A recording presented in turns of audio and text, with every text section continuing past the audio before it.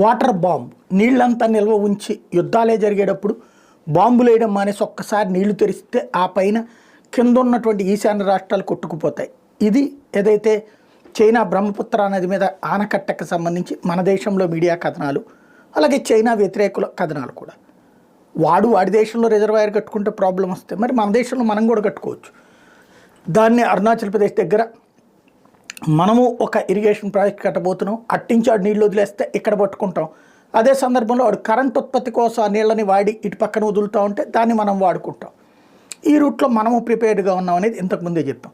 అయితే దీని మీద మీడియా కథనాల ద్వారా వస్తున్న విభేదాలను పరిష్కరించడం కోసం చైనా రంగంలోకి దిగింది. భారత్తో సరిహద్దులోని టిబెట్లో బ్రహ్మపుత్ర నది మీద ప్రపంచంలోని అతిపెద్ద జలప్రళయాన్ని నిర్మించే ప్రతిపాదన మీద వ్యక్తమవుతున్న భయాందోళన మీద చైనా స్పందించింది. ఈ డ్యామ్ కారణంగా భారత్ బంగ్లాదేశ్లకు అందే జలాల మీద ఎలాంటి ప్రతికూల ప్రభావం ఉండదని స్పష్టం చేసింది. దిగువ దేశాలపై